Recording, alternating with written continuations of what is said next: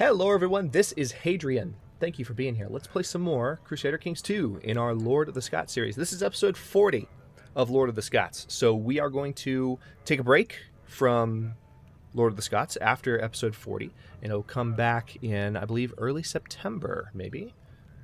Yeah, should be early September when it rolls around. And we are going to go back and play some more Eternal Empire in Total War Attila, which I'm very excited about because it might be one of the last parts of the series. It could be some of the final 20 episodes. It might not be the final episodes. We might not get that far. But I have a lot of optimism about the ground that I can cover in the next phase of that series. It'll be episodes 71 to 91, or maybe 72 to 91. Yes, 72 to 91. Anyway, so we just started a retinue in the last episode, and I don't think we have enough for military organization yet. No, we don't have nearly enough. That's unfortunate. We do, however, once this war is over, have the ability to declare war on the Kingdom of Mercia, which is really quite good. We're also trying to fabricate a claim on Durham to where, once we control this territory, we will have an uninterrupted stretch of blue land. Scotland will stretch down. I'm going to miss being able to see just the title of Scotland scrolling that way, though. As soon as we start taking territory this way, it's going to start curving around weirdly. It's been very neatly stacked that direction for a while. But, all right, so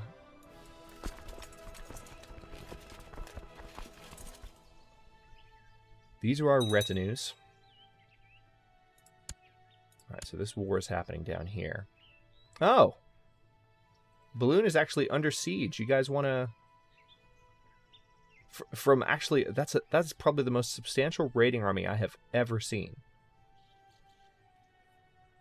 Wow.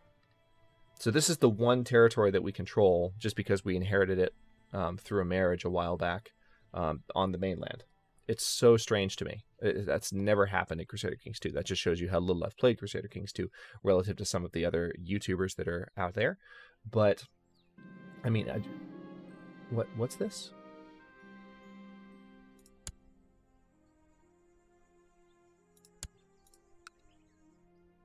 All right, so it looks like he's going to come up here to fight me.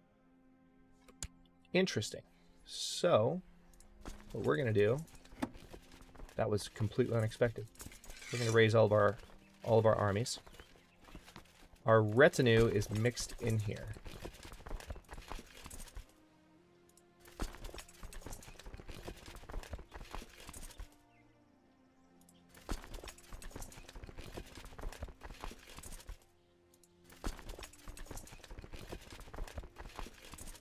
Alright, so I'm going to move my retinue over there.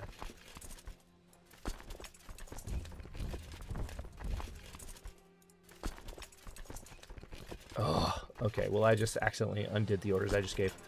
Alright, so we're going to move all of our armies into one spot, and then...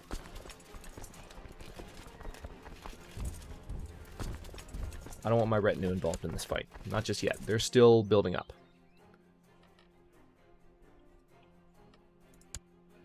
I've never played with retinue before, so... Okay, good. Macbeth is just. It's our grandson. That guy's trying to become court chaplain again. I just shut him down. So I've never played with retinue before, so be patient with me when it comes to that stuff. Because I'm still learning how it works, and it's so off-putting to me to only have that many troops, and it's supposed to be this big, powerful thing, and it's like... It doesn't seem so. I have grown tired of the cynical ways of Moore and her conviction that everybody lies. For example, I never lie. That's funny. Right, so our retinues are stationed over here.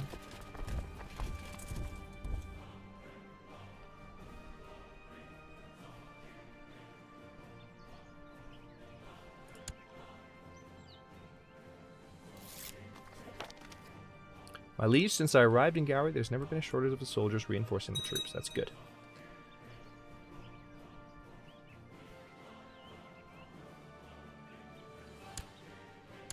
See, now that we have land on mainland Europe, I just feel like we're going to get dragged into more crap. Which is more than a little annoying. Alright, so let's go ahead and group this army up and see about paying a visit to him. So how many... Hang on. I need to see how many fleets I have. Okay, not many. Not enough to carry all these troops. Or maybe I do.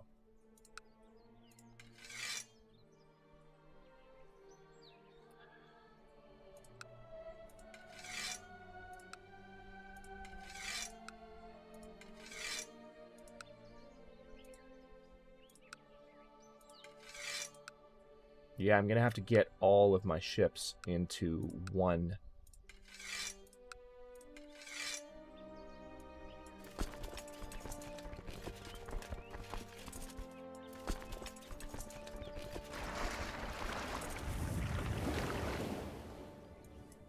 area. But I think I'm not actually adding these up as I go, but I think that should be enough to carry the troops. I think you need 10 ships for every 1,000 men. So I'm going to need 50 boats altogether. Yeah, I'll be good. I'll definitely be good. Basically, that's 100 men per one ship is the way it goes.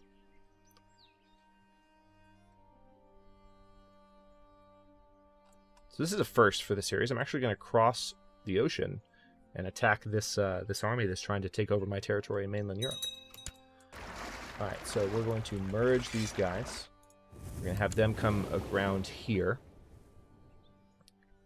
Alright, they're now waiting in port. Alright, we want to embark. We're going to send the Scottish fleet down this direction, or are we? I don't know what just happened there.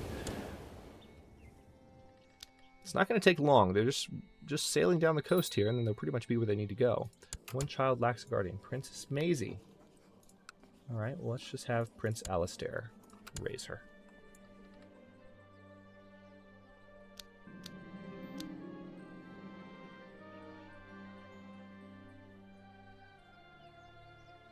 Okay, so that war... Now we can declare war on Mercia and York, which is excellent.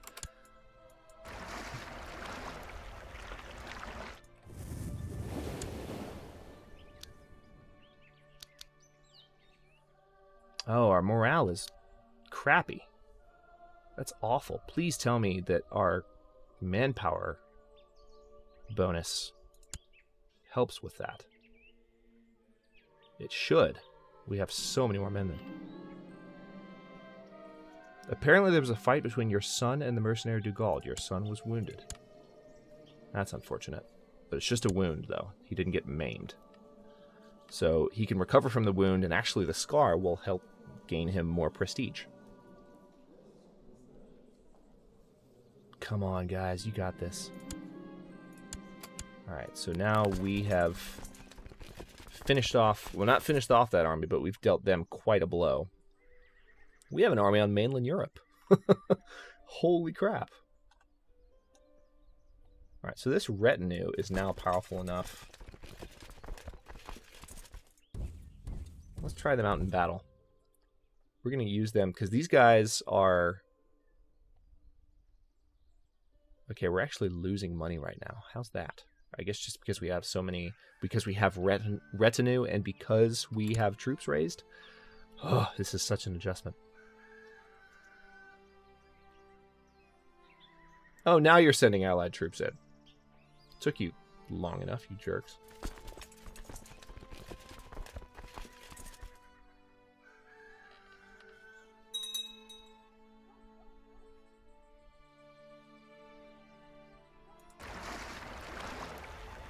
Now, the cool thing is, I don't have to send these troops back to Scotland.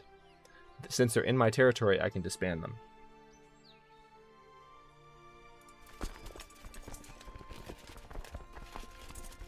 Yep.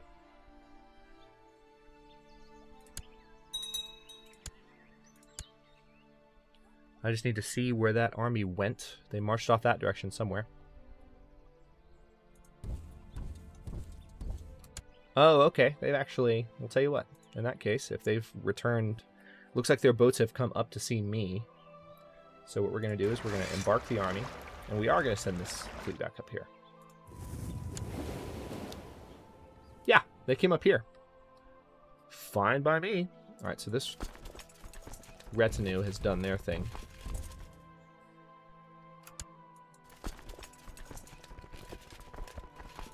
We're going to march them down to Galloway. Queen Cecilia is no longer spymaster. Why not? Just randomly abandon the post. Whatever. Alright, so... Alright, our morale is climbing now, so that this battle will go better than the first one did.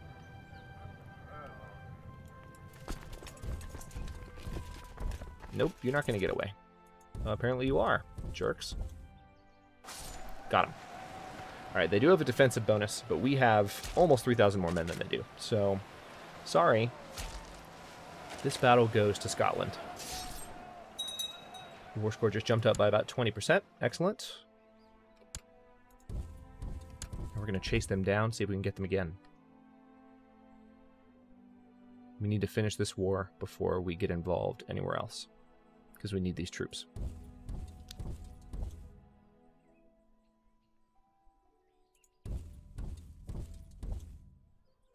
Gotcha. Alright. Macbeth becoming a zealot? Sure. Extra martial. Give him the ability to lead more troops into battle. I really would like to claim York and Lincoln before the end of this episode, but this unexpected war has really just put a monkey wrench in my plans here.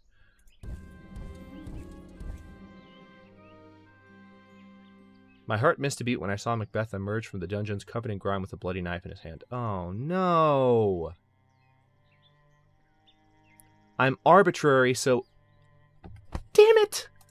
Alright, well, now Macbeth has a crappy, crappy trait.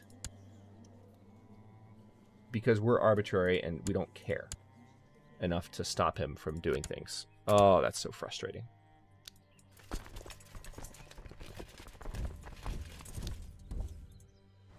Alright, we're going to try and finish off this war right now.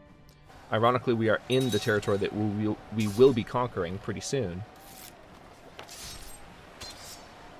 Everyone's trying to take away the... not the archbishopry, but the court chaplain role. Cool. I don't know what these battles are. I guess there are notifications popping up about battles that don't involve my territory. Or I guess it involves stuff over here. Yeah, these raiders are really giving me a hard time.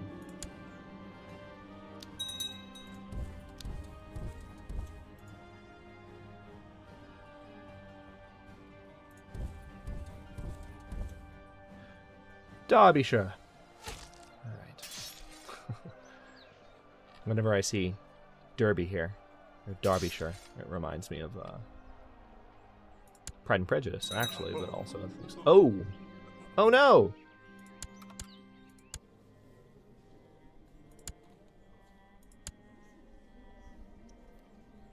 Oh no! Our son's dead.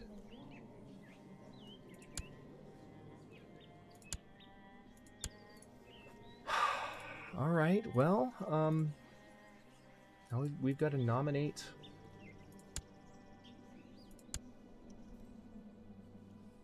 Man, that really sucks. So, the prince just died. Alright, Cecilia's pregnant. That's some serendipitous timing if I've ever seen it. Alright, that war is over. Now we're going to pay a visit to these raiders right now. See what they think they're doing. Apparently one of the courtiers has been annoying my wife Cecilia, and instead of asking me for help, she took the matter into her own hands and made sure the courtier would never annoy her again, or he'd know the consequences. She did the right thing. Sure. Now, what is it about... Oh, we don't have a court chaplain. Alright, that happened quickly. Cultural tech. And let's go ahead and just keep doing what you were doing before you randomly quit your post.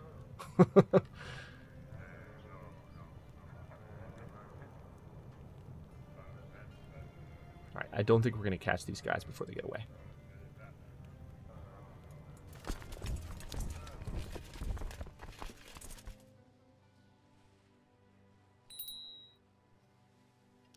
All right, nothing we can do here.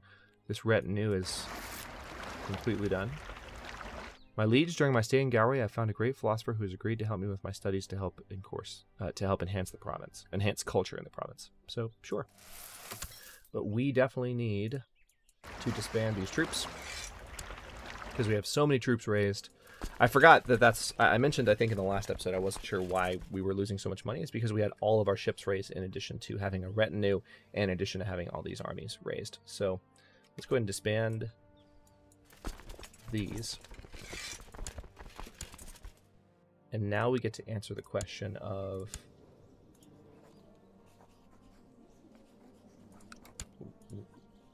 Oh, crap. That vassal's probably pissed at me. I didn't realize I had... it looks like they're not, actually. He was saying that I couldn't declare war on this guy, and I was like, that's ridiculous. Wait, what? Make tributary. So I can make them a tributary. No, I have a claim that I can press.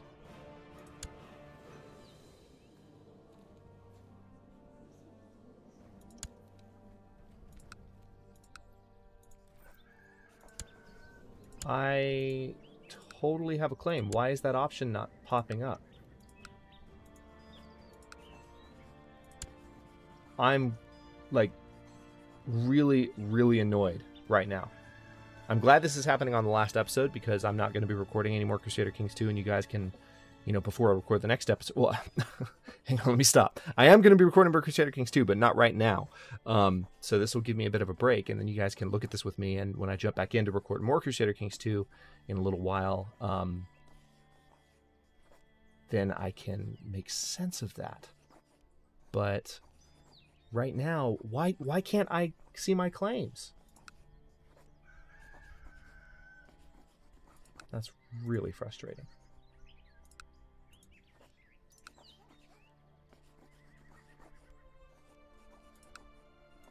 I'm just randomly seeing if... Yeah, I can't...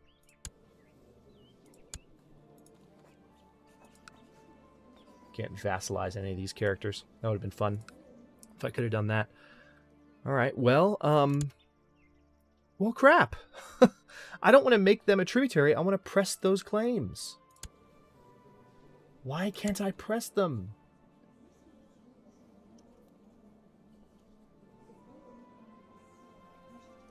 I don't know what that means. Why do I only have the tributary option? I have claims in the territory. There's no reason that I shouldn't be able to declare. I don't know. Okay. Well, in that case...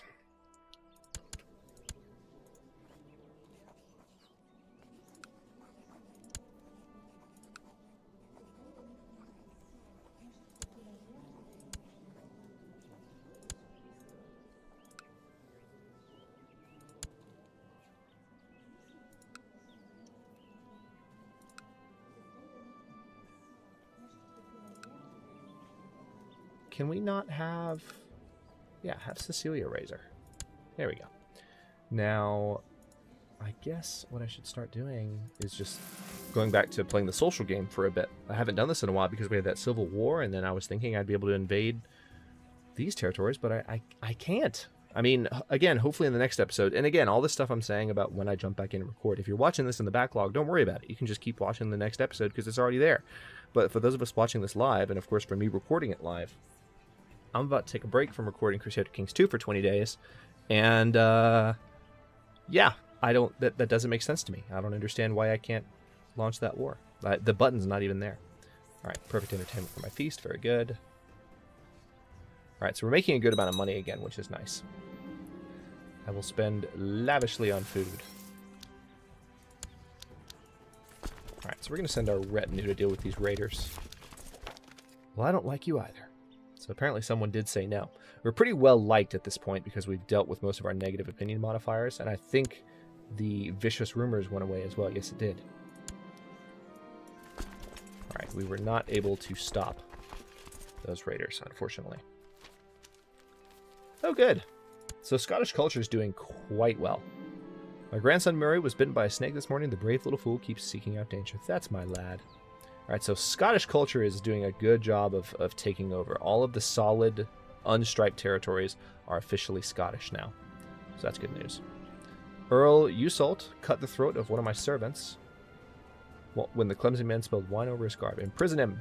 Good. He's no longer arbitrary. He's just. Thank God. See, that's why you do these events. Because those options pop up and they let you get rid of crappy traits. Alright, so he's fallen in love with his wife again. That's very good. The friend of a friend is my friend, a motto I try to live by, and sometimes that is an easy truth. A friend of a friend was introduced, and I immediately felt a kind of connection with this stranger, so I hope we'll be friends. Duncan Weeb has just been born. He just had another son at the age of 49. And how old is Cecilia? Cecilia is 29. I forgot. We're robbing the cradle a little bit. My grandson Murray hardly eats anything for fear of turning fat. Temperance is a virtue. So things are looking up for the dynasty. I just really don't know why. Alright. Abrella didn't think we could become friends. Things are looking up for the dynasty. I just don't know why we can't actually invade this territory. Crusader Kings, the very heartlands of Western Christianity, are under siege by infidels, despite desperate Christian lords have persuaded His Holiness Pope Gregorius IV to declare his intention of forging a great and righteous alliance to expel the heathens in the name of God. This signals a new era of large-scale Christian holy wars, the Crusades. Deus Vult. The Knights of St. John. A decree has been issued confirming the formation of a new religious military order, the Knights of St. John. The knights, who have already protected and cared for sick pilgrims in Jerusalem for some time, now have the full weight of the Catholic Church behind them. Pious Catholic rulers may call in their support in wars against heretics and heathens, but they will not fight those of their own faith. Pro fide, pro utilitate hominum. Ooh, utilitate, that's... I haven't read a Latin word that long in a while. The Teutonic Order, the Orders of the Brothers of the German House of St. Mary in Jerusalem, has been formed. The Order of Brothers of the German House of St. Mary, sponsored by the Catholic Church and the Holy Roman Emperor. The Teutonic Order, much like the Knights of St. John and the Knights Templar, primarily protect and care for pilgrims to the Holy Land, but will serve any Catholic ruler willing to pay for their upkeep. Being a religious order, they will only fight against heretics and infidels. Knights of Calatrava. Okay, so Knights of Santiago. These are all of the religious orders being born. Okay. We'll marry into Middle Francia again. Okay, so these guys have popped back up finally. I thought that war was over, though. Or maybe that... Are those the raiders? Yeah, it's just a really big raiding army.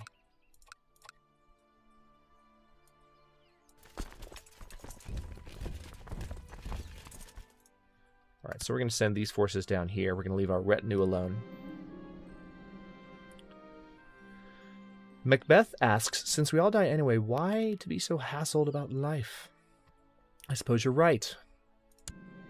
So he's now temperate. I think he was already temperate. Maybe. I don't know. Ah, there's a crusade for Andalusia. So it looks like they're pushing back against all this mess. The Muslim control of Spain.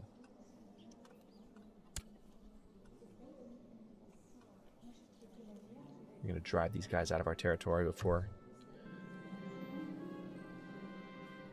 Alright, so we've accepted a call to war.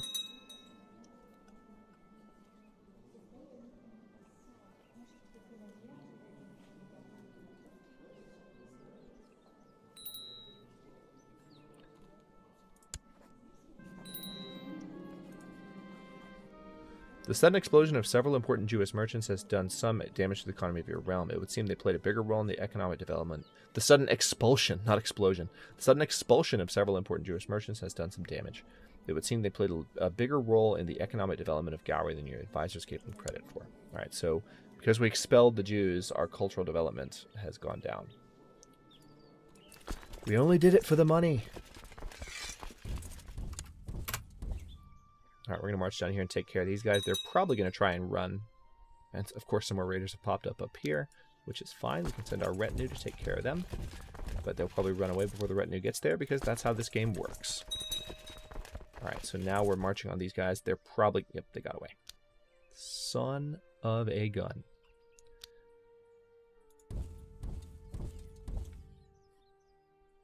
All right, well, that was that was kind of an anticlimactic ending to part 2 of this series. I don't like that I didn't have the option to declare this war. It doesn't make sense to me. So I look forward to hearing comments from you guys and explaining why. I mean, I've been waiting for, it feels like 10 episodes for this guy to have those claims, and now that I finally have them, and he's my vassal and he's my dynasty, I can't do anything with him. And that is supremely annoying. And this is, again, what I'm talking about. This is what I'm referencing when I mentioned the complexity of Crusader Kings II kind of getting in its way. Maybe there's an explanation, but it's not intuitive. It's not intuitive. There's so much about the game that it's like, okay, well, why aren't you letting me do that? And, I mean, for as many tooltips as Crusader Kings has, I really do feel like... that's one opportunity that developers could address in future titles, maybe Crusader Kings III, if they plan on making one, or future Europa Universalis titles. It's just making this stuff more approachable. I know they focused on making Stellaris more approachable, and maybe the downfall with that was Stellaris is widely regarded right now as too simple.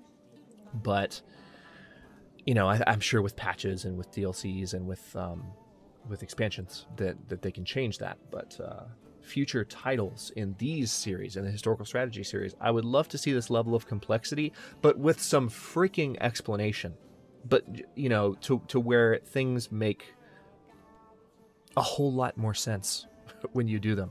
That would be so helpful, because when you think about it, and yes, I'm on a bit of a soapbox right now, but I want to talk about this at the end of this part of the series. When you think about it, I mean, the complexity of Crusader Kings appeals to so many. The only thing that gets in people's way is the learning curve. But there's two aspects to the learning curve. There's the learning curve, that's learning the complexity of the game, sure. But then there's also just learning all of the things that the game doesn't tell you, that you can only learn from experience or learn from someone else, like the people that have been helping out by commenting on this series. And that's an opportunity. That's something that can be worked on. As much pride as intermediate and advanced, especially advanced, which I am not an advanced player yet. I had this conversation on Reddit recently. As much pride as we take in our gameplay and in understanding how Crusader Kings plays and all this stuff, and in all of the hours we've put into figuring out the game and knowing how to play it, right? That as much pride as we take in that, I think we can all agree that it sure would have been nice to have some of this stuff spelled out a little bit more so that we could have learned it faster, because we definitely can. And stuff like not being able to declare a war when I've been building up to it for the longest time, and there's not a tooltip saying, well, you have this claim, but you can't declare war because... That's an opportunity. That's something that I hope they can address in the future. If not in Crusader Kings II, in future titles as well. So anyway, that's that. As I mentioned in the beginning of the episode, this is the final episode of part 2 of Lord of the Scots. We will come back with episode 41 in just a few weeks. 20 days to be precise. If you're watching this in the backlog, then none of what I'm talking about matters to you. You can just jump right back in and watch the next episode, and all the people who are currently watching live can shake their fists at you in anger because they have to wait. But in the meantime, I'll be playing more Eternal Empire and Total War Attila, and we're at a really fun part in that series. So if you have just joined the channel during this part of Lord of the Scots and you've never watched Eternal Empire, feel free to watch some of the backlog for that and see if you can get into that. I think it's a really fun time to get into the series because so much cool stuff is about to happen over the next 20 episodes. Attila is dead. We are on the western border of the old Roman territories of the West, and we are poised to retake it in the name of a new, restored, pagan Roman Empire, which is just so cool. And I can't wait to finally do it because I've been planning on this series for so long. So again, thanks very much for watching, folks. If you enjoyed the episode, don't forget to like the video and subscribe to the channel if you're not already. I upload new episodes with grand strategy or historical strategy type content every day at noon Eastern Daylight Time, which is GMT-4 for those of you not in the States. And comments are always welcome. Let me know what you think, and I'll see you in a bit.